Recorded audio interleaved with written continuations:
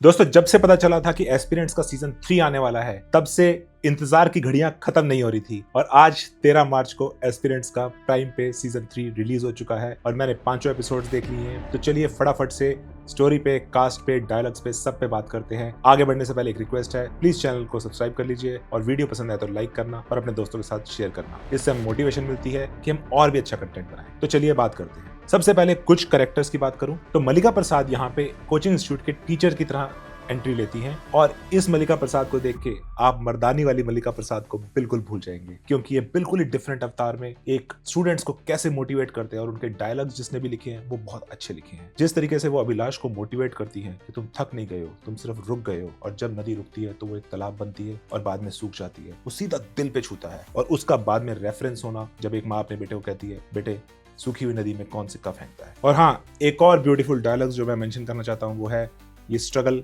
कभी खत्म नहीं होगी, we are aspirants for life. और यही एस्पिरेंट्स हमको बताती है कि ये स्ट्रगल लाइफ लॉन्ग चलती है। यूपीएससी आपको सिर्फ एक माइंडसेट देके प्रिपेयर करता है, पर ये struggle is throughout the life, we are aspirants for life. इस तरीके से टीवीएफ की तो एक खास बात है, जिस तरीके से वो एक इमोशनल इंपैक्ट छोड़ते हैं वो इस सीजन ने पूरा किया है। हाँ, कई जगहों पे थोड़ी वीक है जिसके बारे में हम बात करेंगे। दीपा, जिसका रोल प्ले किया है सेलिन टेलांग ने, जो कि 2021 की मिस अरुणाचल भी रह चुकी हैं और जो हैं इस एपिसोड में गर्लफ्रेंड ऑफ नवीन कस्तूरिया यानी अभिलाष। उन्होंने उनको जो मोटिवेट करने के लिए एक दो डायलॉग्स बोले हैं कि अगर वर्ल्ड कप हार भी गए तो T20 जीत जाओ और कुछ बड़ा करो। वो रियल लाइफ के साथ कैसे उसको जोड़ती है वो बहुत अच्छा है। उनकी एक्टिंग डेफिनेटली इसमें वॉच वर्दी है और उनको आगे और रोल्स इसके बेसिस पे जरूर मिलेंगे।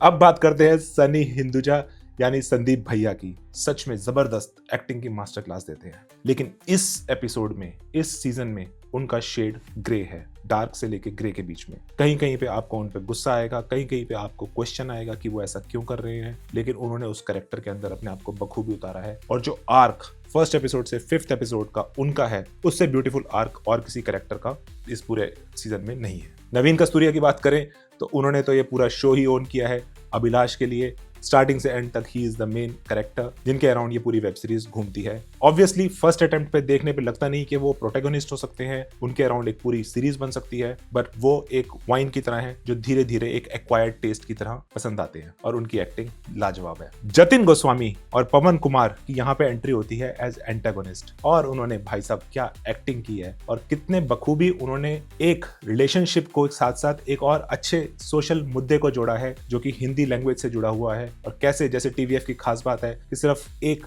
ड्रामा नहीं दिखाना, एक सोशल मैसेज भी देना है, उसको उन्होंने कैरेक्टर में पूरी तरह उतारा है। पर हाँ, अब अगर डायलॉग्स की बात की जाए तो डायलॉग्स बहुत अच्छे हैं, लेकिन कहीं कहीं जगहों पे ओवर ड्रामेटिक अर्जुन और भीष्म पितामह और वो सब करके थोड़ी रियलिटी से दूर कर देते हैं कि आप ब्यूरोक्रेट्स के साथ, डिप्लोमेट्स के साथ वैसी वाली ईगो टसल्स इतनी ओपनली नहीं एक्सपेक्ट करते। वो करते होंगे, लेकिन वो थोड़ा सा उसको सेटल वे में करते होंगे। तो वहां थोड़ी सी सीरीज जो है रियलिज्म छोड़कर ड्रामेटिज्म पे ज्यादा हो गई, बट ठीक है, उतना लिबर्टी, क्रिएटिव लिबर्टी होनी चाहिए। और ट्राइपॉड फ्रेंडशिप की बात करें, गुरी, एसके सर और अभिलाष, इनके ट्राइपॉड की तो क्या कहना। और संदीप भैया जहाँ पे उनके मेंटोर की तरह प्ले करते थे, उनका कैरेक्टर भी साथ में पूरा बखूबी सपोर्ट करता है। धैर्य का रोल बहुत एलिगेंट है, बहुत ही ब्यूटीफुली कास्ट किया गया है, उनकी बीच बीच में एंट्री होती रहती है। सेलिन टेलांग का लोग तो मैंने आपको बता ही दिया कि उन्होंने बहुत ही अच्छा परफॉर्मेंस दिया है। तो अब सीजन 3 पास है या फेल है या सिर्फ एक नॉर्मल सा इंपैक्ट करता है, तो मेरा टेक ये है कि देखो, जब भी किसी सीजन की बात करें और वो भी जब तक सीजन 3 आ जाता है तो उसका सीधा कंपैरिजन होता है उसके सीजन 1 और सीजन 2 से। तो डेफिनेटली जब सीजन 1 और सीजन 2 इतने बढ़िया हो तो कहीं ना कहीं आप हमेशा उसके साथ कंपेयर करके उसको वीक मानेंगे। तो इसको अगर हम एक स्टैंड अलोन एपिसोड की तरह देखें, सीजन की तरह देखें, तो ये